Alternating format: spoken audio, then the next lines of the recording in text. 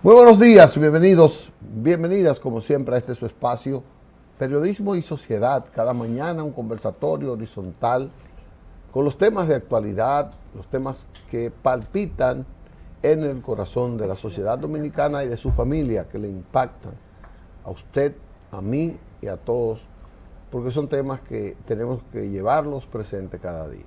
Los viernes como hoy tenemos Sociedad y Seguridad Social, una producción de Isabel Acevedo, trayendo aquí expertos, buenos conocimientos, orientaciones certeras, para que salgamos ilustrados en cosas diarias de nuestra vida.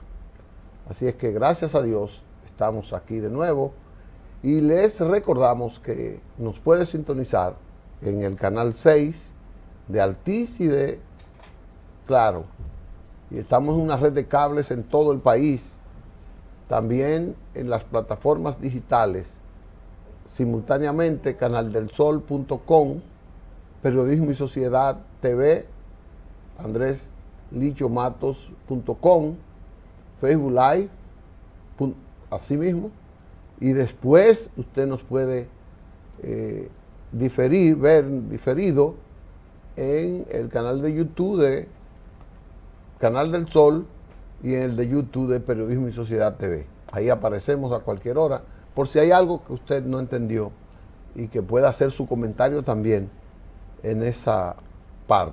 Así es que buenos días, Isabel. Buenos días, Andrés. ¿Cómo estás? ¿Todo bien? Yo estoy ¿Una bien. semana buena? Está lloviendo, pero estoy bien. Está cayendo unas harinitas, amaneció fresca la mañana. Como que como que malo que llueva, no. Está lloviendo y estoy bien. Ah, qué por bueno. estar lloviendo. De verdad. Y está lloviendo mucho, porque yo cuando vine... Cayó un aguacero. Cayó una agüita, un chubasquito, como yo decimos venía por había ahí. un aguacero, sí. Buenos días para todos los amigos que nos ven y disfrutan de nuestro programa desde las diferentes plataformas, porque Andrés se encarga cada día de especificarle bien de las plataformas que estamos. Andrés, pero se te olvidó decirle que también en Facebook, sí. Ahí cuando el programa queda en Facebook, nada más no queda en sí, YouTube. queda. Oh, claro, sí. Bueno. Solamente tienen que entrar al Facebook de Andrés Matos. Así yo hago, cuando yo quiero ver un programa, yo entro al Facebook de Andrés Matos también. Qué bueno. Les sugiero que entren ahí. También a los muchachos, buenos días chicos, buenos días, ¿cómo están ustedes? Los que permiten que nosotros estemos cada mañana con ustedes. Andrés, ¿qué tenemos hoy? Bueno, tenemos muchas cosas. El COVID, el gobierno impuso a partir del lunes pasado unas medidas,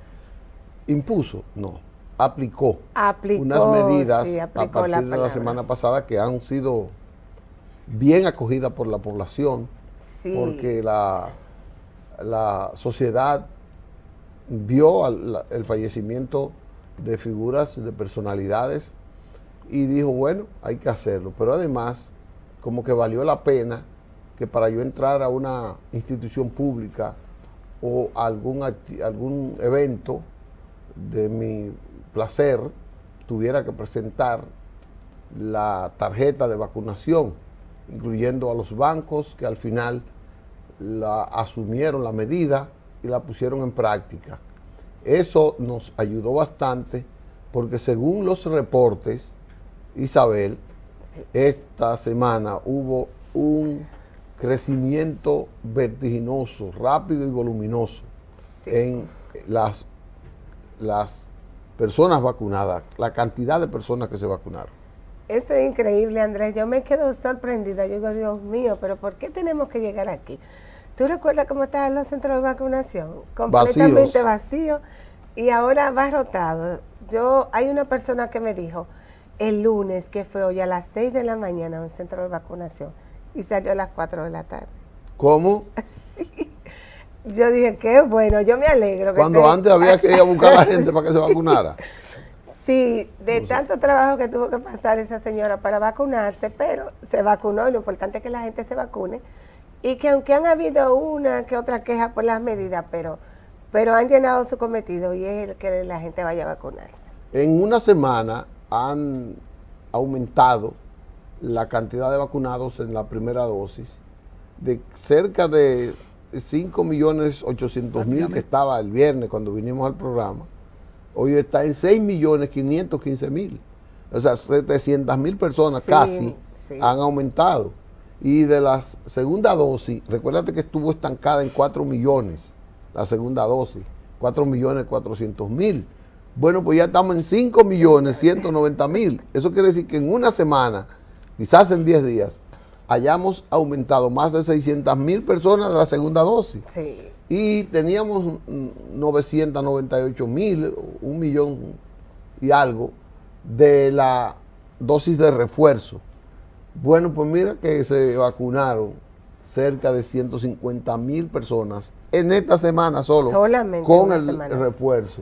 Eso nos indica que las medidas fueron acertadas. Fueron acertadas realmente. Y además que no, el gobierno no estaba inventando, el gobierno nuestro, porque eso es una réplica de lo que ha ocurrido en otras naciones. Igual también ha estado aumentando el COVID en otras latitudes, en otras naciones, y han tenido que tomar las medidas porque lo importante es que la gente se vacune. Correcto. Andrés, vamos a tener que ir a una pausa porque nosotros tenemos un invitado hoy. Sí, y necesitamos aprovechar al máximo el tiempo de nuestro invitado. ¿Y no tienes un video? ¿Tú no dices que tenías un video? Sí, yo tengo un video por ahí, pero estamos en tiempo todavía, antes de ir a la pausa. Sí, hombre, sí, son 2 minutos. ¿Cuánto tiempo? Bueno, sí, pues vamos a dejarlo, a tener un fragmento de un video donde las autoridades de salud la semana pasada hicieron una rueda de prensa justamente para hablar de este medicamento que el gobierno trajo al país y que solamente está en los hospitales y es para el COVID, para el tratamiento del COVID, tal como lo expresa el ministro en el cortecito que tenemos por ahí. Vamos a escucharlo, el cortecito del ministro de Salud, Daniel Rivera. ¿Qué diferencia hay entre este tratamiento y el tocilizumab?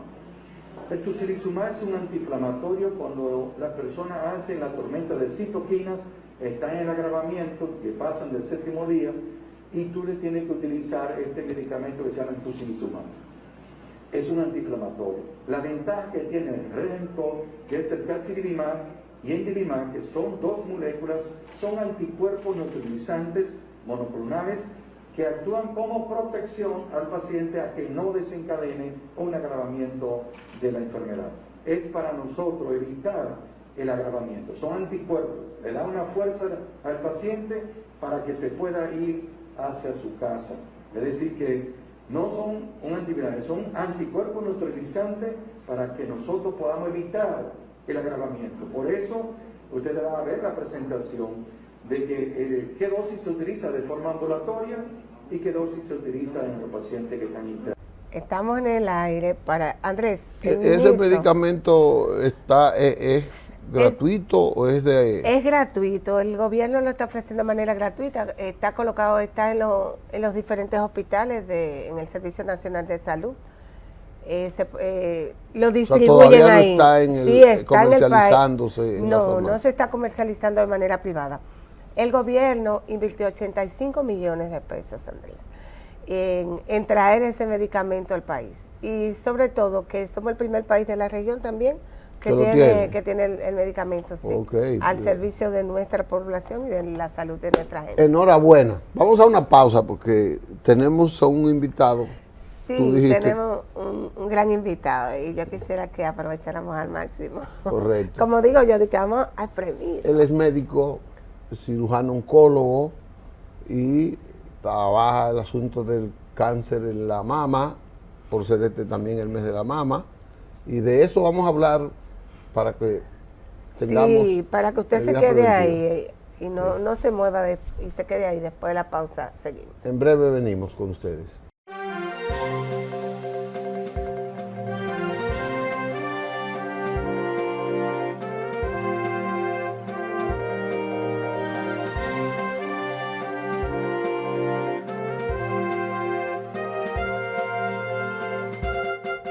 Bien, regresamos con ustedes. Ustedes ven algunas cositas, pero no se preocupen. El doctor Alexander Gil Zorrilla. Zorrilla. Casi lo dije bien. Él se llama así, él es oncólogo, cirujano, y nos va a dar una orientación de cómo tratar esas enfermedades, las enfermedades de oncología. Así que Isabel. Andrés, tú sabes, yo estoy feliz cuando tengo un invitado como el de hoy, porque realmente nos gusta traer la información a la familia, hacemos un programa para la familia y justamente hoy traemos un tema en el que el mes entero hemos estado trabajando, a nivel general en la sociedad se ha estado trabajando el tema, porque es un tema que lacera mucho a cada persona cuando se ve involucrada en él. Vamos a hablar del cáncer de mama.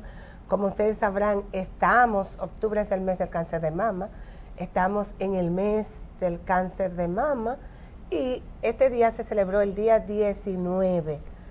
Pero no solamente aquí en el país celebramos lo que es el mes del cáncer de mama. Tenemos octubre como el mes rosa, como se le llama. Yo tengo ahí como una presentación ahí. Es que si pudieran dejárnoslas ver, el video que tenemos, alusivo. Okay.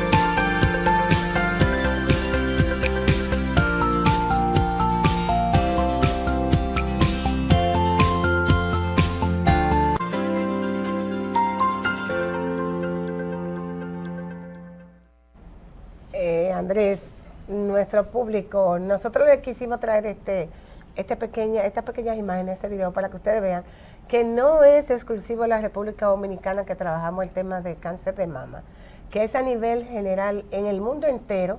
Se trabaja lo que es la concientización sobre el cáncer de mama a nuestras sociedades, para que la gente, los pequeños vayan creciendo con esa cultura, y los adultos, lo que tenemos que ver con el tema ya, pues entendamos que hay que conocer del tema para poder conseguir mejoras en los numeritos que tenemos, doctor, ¿verdad? Porque vamos a trabajar el tema hoy con el doctor Alexander Gil Zorrilla para que nos hable del cáncer de mama, y realmente preocupado.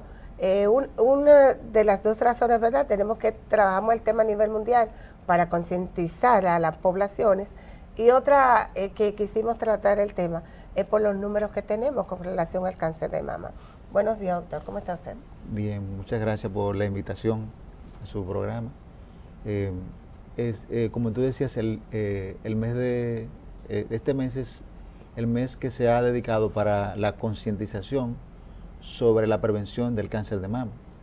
Y como tú decías, el 19 de este mes se celebra el Día Mundial sobre la lucha contra el cáncer de mama. No estamos celebrando el cáncer, no, estamos celebrando la lucha contra el cáncer. La lucha, exacto. Concientizando sobre la lucha. Exactamente. Entonces, el cáncer de mama es una enfermedad maligna que se desarrolla en las células que constituyen la glándula mamaria y que hasta el día de hoy ha cobrado muchas vidas.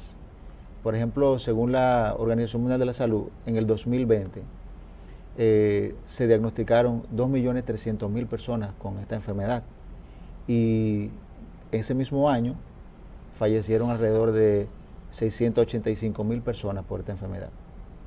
Y tiene una prevalencia alta porque, por ejemplo, a finales de ese año también, alrededor de unos 7 millones de personas estaban luchando contra esta enfermedad y que fueron diagnosticados en los últimos 5 años. O sea que la prevalencia de esta enfermedad es importante en el mundo. Por eso vemos la lucha, por eso vemos los esfuerzos para mejorar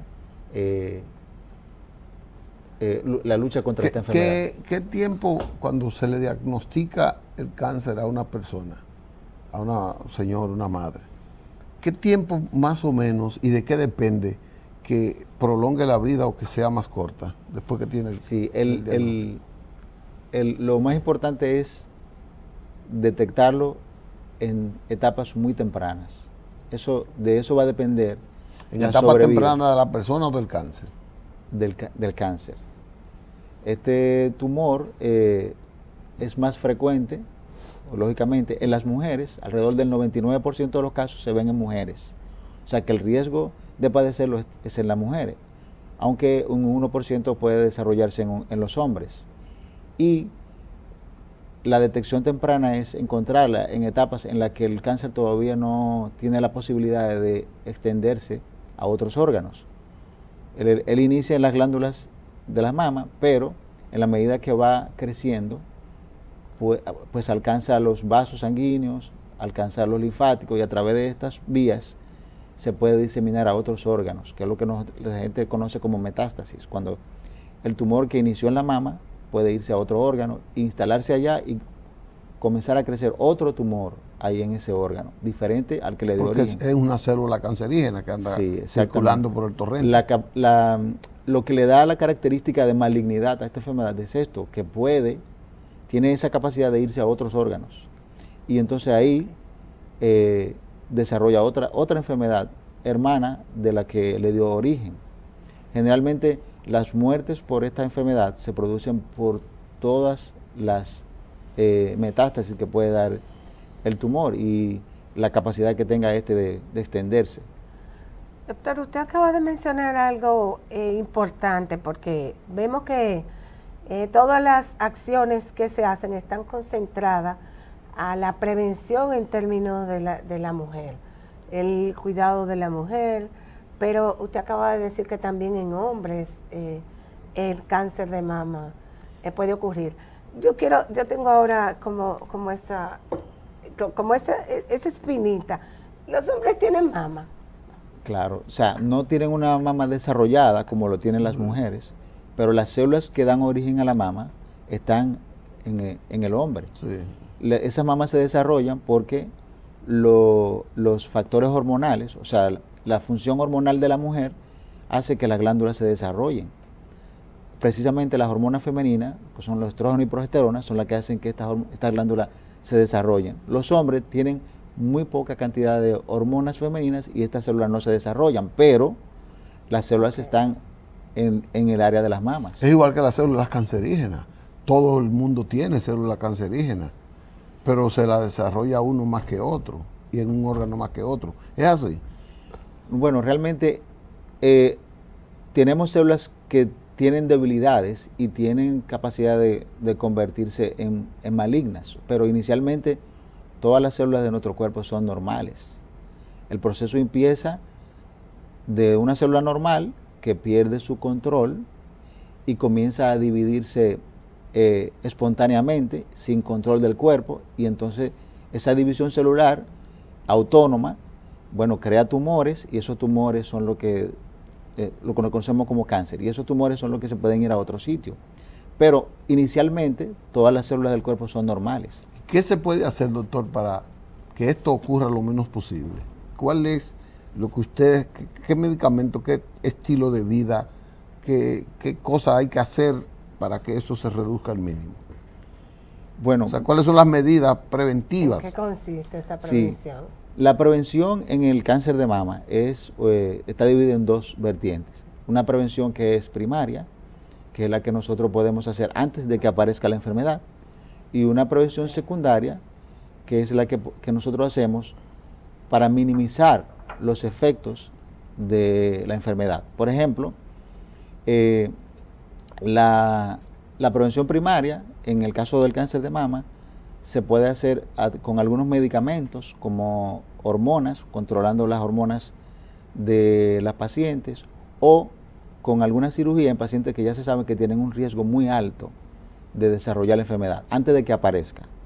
En el caso del cáncer de mama tenemos una... Cirugía, perdón, antes de pasar a eso. Cirugía en la mama. Cirugía en la mama. Cirugía se llama profiláctica o de reducción de riesgo. Pero el problema de la mama es que nosotros no tenemos una causa identificada que pueda decirnos a nosotros que esto produce el cáncer de mama. No se sabe la causa exacta.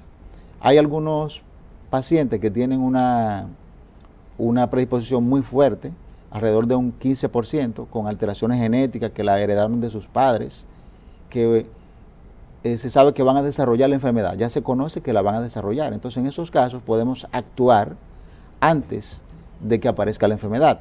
Pero en el otro grupo de pacientes, que son la mayoría, más del 80%, no se conoce una causa. Entonces, no podemos hacer una prevención eficaz, o sea, primaria, sino entonces secundaria. ¿Cómo es secundaria? Bueno, detectarlo en etapas tempranas y asegurar un tratamiento temprano para que los resultados del tratamiento sean efectivos y el paciente tenga una sobrevida larga, aún haya padecido la enfermedad. Doctor, ¿produce síntomas el cáncer? Sí, hay un sinnúmero de cosas que pueden ocurrir en el cáncer. Un grupo de pacientes no tienen ningún síntoma. Pueden tener la enfermedad desarrollándose y no desarrollar ningún síntoma. Se descubre después de un examen. Exacto. Y otros pacientes tienen síntomas como un nódulo en la mama, un bultito, que no duele, en principio no duele, y que va creciendo lentamente. Esa es la presentación más frecuente. Pero, ¿es fácil advertir ese nódulo? Bueno, para eso tenemos las evaluaciones del paciente, del mismo paciente, se llama autoexamen. Okay. Y también examen por el médico, examen clínico, que debe hacerse anualmente.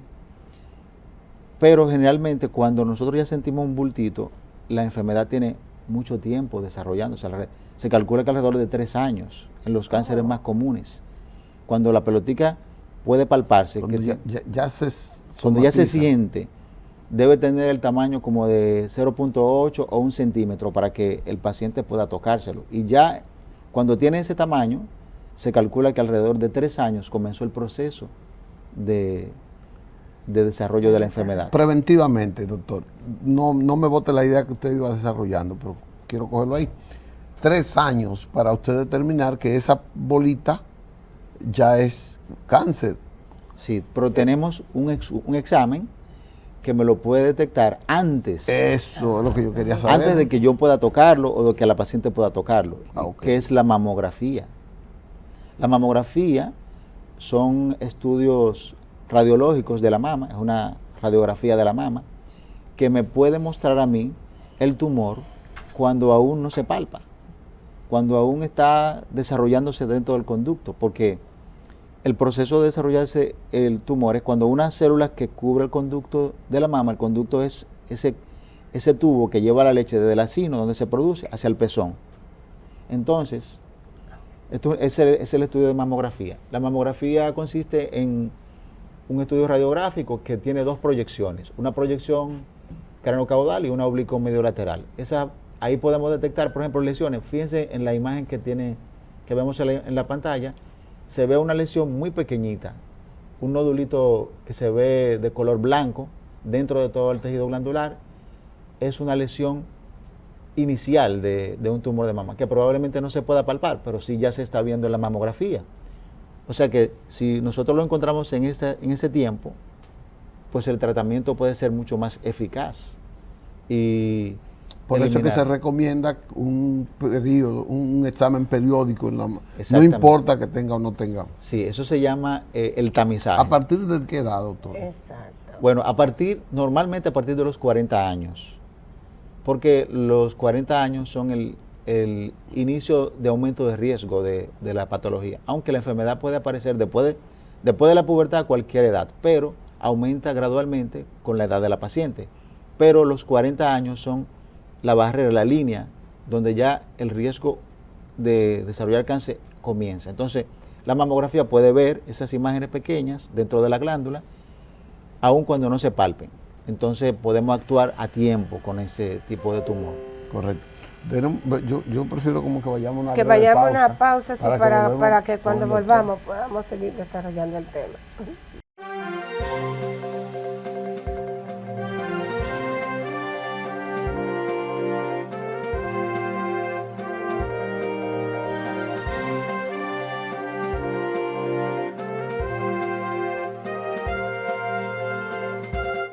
Recuerden que tenemos que recordarle a nuestro público que estamos en Periodismo y Sociedad y en la sección de los viernes Sociedad y Seguridad Social. Recuerden que estamos conversando con el doctor Alexander Gil sobre el cáncer de mama y justamente cuando nos fuimos a una pausa, el doctor nos hablaba sobre el examen y la edad en que se realiza ese examen a partir de los 40 años. Yo sé, doctor, que existen, o he escuchado hablar de factores de riesgos. Las personas que están por debajo de esa edad, si está dentro de los factores de riesgo, ¿no tendría que comenzar a hacer esos cuidados antes de los 40 años? Sí, se puede hacer, debe hacerse antes en pacientes que tienen un riesgo muy elevado para desarrollar la enfermedad. Estos son pacientes que tienen familiares de primer grado que han tenido cáncer de mama, llámese mamá, o sea, puede hermana, ser hereditario. Sí. Solamente, perdón, con el cáncer de mama, no con cualquier tipo de cáncer. Debe de observar, no es un paciente en riesgo, con un familiar que haya desarrollado cualquier otro tipo de cáncer. Bueno, hay otros cánceres que tienen una relación genética con cambios en los genes que se heredan de familiares. Por ejemplo, ahí está el cáncer de colon, el cáncer de próstata, el cáncer de ovario y el cáncer de mama.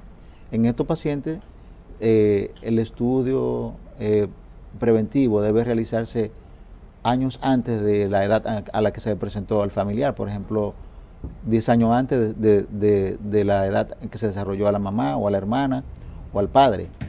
El examen preventivo debe hacerse antes de lo acostumbrado. En este caso, por ejemplo, de mama, se recomienda a los 40 años. En ese tipo de pacientes puede empezar a los 30, 35 años el screening de las mamas.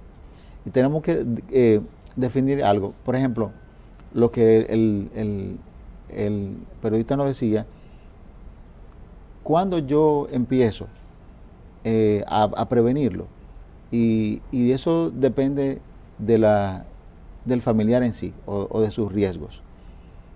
Hay exámenes que son preventivos para los pacientes que no tienen ningún síntoma. Eso se llama tamizaje, que es lo que estamos recomendando, porque ahí es que vamos a encontrar las enfermedades en etapa bien temprana.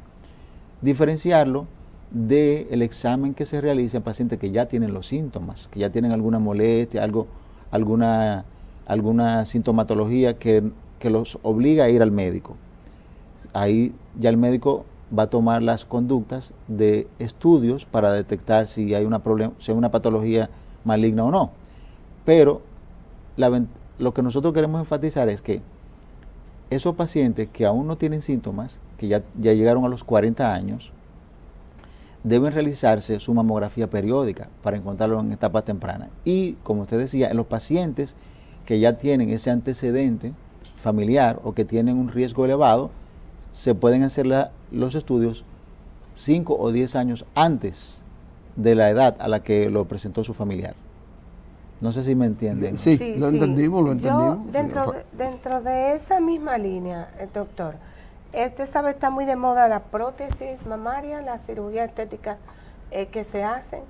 Las personas que tienen cirugía estética, que tienen prótesis mamaria, ¿están dentro de esos factores de riesgo? No, la prótesis no implica aumentan el riesgo de padecer el cáncer de mama. Algunos pacientes me preguntan, doctor, y para esas personas que tienen prótesis, para hacerse sus estudios, ¿no dificulta el estudio? Bueno, generalmente la prótesis se colocan o detrás de la glándula o detrás del músculo. Así que nosotros tenemos el tejido mamario protegido delante. Si yo tengo que hacer algún estudio, pues lo puedo hacer sin riesgo de que voy a dañar la prótesis. Y los estudios, las biopsias, se pueden hacer sin inconvenientes. La mamografía, la sonografía, no van a afectar la prótesis. Además, la pregunta que tú me hiciste, si esa prótesis aumenta el riesgo de padecer cáncer de mama. No, hasta ahora no. Solamente se ha visto un tumor muy, muy raro, que realmente no es de la glándula en sí, que es un tumor del tejido linfoideo en la glándula. El cuerpo, cuando se pone la prótesis, le crea una cápsula para envolverlo a la prótesis, y esa cápsula se mantiene drenando siempre a través del sistema linfático, y parece que el exceso de trabajo del sistema linfático puede crear un tumor del sistema linfático, no de la mama como tal. Y es un tumor muy raro que se ha relacionado con la prótesis, pero no viene directamente de la glándula, sino del sistema linfático que envuelve la prótesis. Doctor, quiero, a partir de esta pregunta o estas dos preguntas que le voy a hacer juntas, como desarrollar una especie de indagar sobre la aptitud por la cultura de la mujer en dos facetas. Una es que si usted conoce cifras estadísticas que pudieran decir que el cáncer de mama llega o no llega donde una mujer que ha amamantado o que no. Si hay estadísticas que dicen, bueno, se desarrolla más el cáncer donde ha habido una madre que ha lactado. Y segundo, que usted me diga, por ejemplo, en el campo la gente nuestra tiene un nivel cultural que en los últimos 20, 25 años es que ha ido elevándose. O sea, la mujer va a la escuela, va a la universidad, pero antes eso no era tan común ahora. Y eso vinculaba mucho a la mujer a lo que era la protección de su intimidad. Entonces la mujer no iba mucho a hacerse un examen de mama porque eso era peligroso y no había muchas, ¿cómo se llama de esa doctora de la mama? ¿Qué sé yo? Sí, oncólogos, hematólogos. Entonces yo quiero que usted me diga esas dos situaciones culturales que se nos presentan. Bueno, ahí vamos a hablar de factores de riesgo, por ejemplo. Factores de riesgo que aumentan la posibilidad de desarrollar la enfermedad, pero que son factores de riesgo, no son tan fuertes. Por ejemplo, la exposición durante toda la vida a los estrógenos femeninos se ha vinculado a un factor de riesgo de desarrollar la enfermedad. Y aquí ¿qué incluye esto? Incluye que la mujer tenga una menarquia temprana. Menarquia es su primera menstruación temprana, por debajo de los 10 años. Y que tenga una menopausia tardía, por encima de los 55 años. Bueno, entonces, las estadísticas dicen que mientras más temprano es tu menarquia, mucho más tarde es tu menopausia. No, más temprano. Más temprano. Sí, porque en el caso de la mujer, se dice que viene con una cantidad de óvulos contados, y cuando se acaban, llegó la menopausia. Entonces, si empiezas temprano, se van a acabar más temprano. Pero buena explicación. Lo que te quiero explicar es que, por ejemplo, esa exposición a los estrógenos por mucho tiempo, entonces es un factor de riesgo ya establecido, pero no un factor de riesgo muy fuerte. Entonces, las mujeres que tienen su primer hijo después de los 30 años tienen un riesgo aumentado. Las que tienen su menarquia temprana tienen un riesgo aumentado. Y las que tienen su menopausia después de los 55 también. Las que no amamantan las que no amamantan, también tienen un riesgo aumentado. O sea que lo que usted me preguntaba, si amamantaron un factor de protección, sí, se ha visto que sí. Pero también, por ejemplo, otro factor de riesgo es, aparte de la edad y del sexo, es los antecedentes familiares, antecedentes personales. Una paciente que ha tenido cáncer de mama tiene más riesgo de desarrollar otro cáncer de mama que una que no lo ha tenido.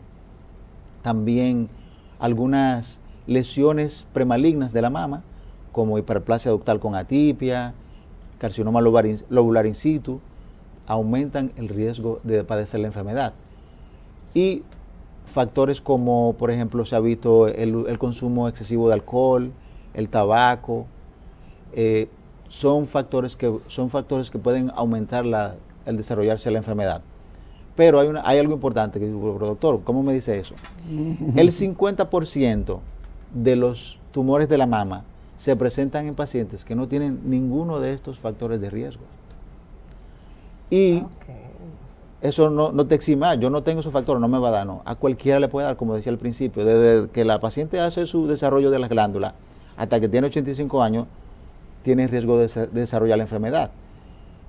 Y esos factores de riesgo no significa que te va a dar la enfermedad, porque tenemos pacientes con muchos factores de riesgo y no han desarrollado la enfermedad. Entonces, que no son específicos, bueno, es una serie de factores que se juntan en una persona y se desarrolla, pero a veces no tienen ninguno y también se desarrolla. De manera que estamos en una encrucijada un poco difícil para esto, pero... La prevención es lo más importante. Exacto. ¿Cuál es su consejo para eso, doctor?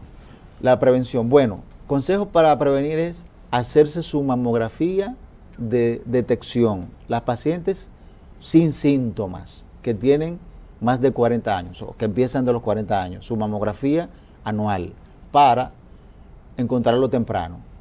Y también los pacientes, disminuir esos factores de riesgo que se pueden controlar, por ejemplo, el cigarrillo. El café no. El cigarrillo, el alcohol y tener una vida saludable, por ejemplo, hacer ejercicio, tomar mucha agua, tener una alimentación saludable con frutas, vegetales, disminuir el consumo de grasa animal. No coman grasa animal, no, disminuir el consumo de grasa animal, porque necesitamos la grasa animal como proteína, como fuente de... Como si fuera a consumir el mínimo que se... Exacto. Como decía, hacer ejercicios y tener la vida saludable en la medida de lo posible que podamos tener, para evitar, o sea, para disminuir el riesgo. Pero toda mujer que tenga más de 40 años está en la tómbola de que puede padecer la enfermedad. Solamente dependen de su suerte. Correcto. Otra cosa que le debo decir también, por ejemplo, otro factor de riesgo es, por ejemplo, la obesidad y la diabetes. La obesidad es un factor de riesgo para el cáncer de mama. No factor de riesgo fuerte, pero lo es. Y también la diabetes. ¿Por qué? Porque antes del paciente hacerse diabético hay una lucha entre lo que es el páncreas y lo que es el azúcar en la sangre, que tratan de controlar y mantenerla en unos niveles adecuados. Cuando ya se pierde la batalla por el páncreas, entonces viene la diabetes, que el azúcar se mantiene alta. Entonces, en ese proceso, el cuerpo, todas las células del cuerpo se ven sometidas a un estrés de producción de insulina. La insulina es una hormona que es trófica, o sea que ella lo que hace es tratar de regular el azúcar, pero que las células consuman el azúcar y bajen los niveles en la sangre. Y este proceso de toma el azúcar hace que algunas células débiles genéticamente puedan cambiar. Una célula normal, sometida a un estrés, pues se produce una mutación y ya entonces comienza a crecer de manera desordenada. Eso quiere decir que una persona con debilidad se pone a trabajar mucho. ¿El estrés es un factor de riesgo entonces? ¿Está dentro de los factores de riesgo? Claro, el estrés es un factor importante en el desarrollo de todos los cánceres. Porque estamos acelerados. todo está acelerado. Entonces, si encontramos una célula debilitada, esa célula puede comenzar por ahí a multiplicarse de manera desordenada y ya es un tumor. Wow. Por eso la prevalencia entonces tan alta, doctor, porque independientemente de todas las actividades de prevención que se hacen, de que en el mundo entero está pendiente la enfermedad, está trabajando con eso, las cifras continúan altas. Están muy altas. Bueno. Y fíjate que 2.300.000 en el 2020. Y fíjate que en el 2020 teníamos la pandemia. O sea, Sí, que, él no se paró, el cáncer no se paró. Que el cáncer no se paró, pero las consultas sí, ¿verdad? Ah, sí, las consultas y los cuidados también se pararon. Y la misma pandemia le puso estrés. Sí. Le aumenta el estrés. Doctor Andrés, Alexander Gil Zorrilla, usted nos ha hecho un gran programa, nos ha desarrollado una tremenda cátedra aquí y nosotros queremos felicitarlo y agradecerle. Muchas gracias. No, y sobre todo un compromiso que tenemos, tratamos el tema, inclusive antes de comenzar el espacio, estuvimos hablando de que íbamos a trabajar el tema de la manera que lo hemos hecho, con la parte preventiva, pero que él se compromete a venir a hablar con nosotros. Sí, él va a volver. Sobre la cirugía, sobre los tratamientos. Sí, después es una segunda etapa suya, que puede ser pronto. Sí, gracias, que lo vamos a atrapar pronto. Gracias, señores. Gracias, de verdad, al doctor Andrés, al público que ha estado con nosotros todo este tiempo ahí viéndonos. Muchas gracias. Bueno, nos veremos el próximo lunes. Hasta el próximo viernes nosotros, de mi parte.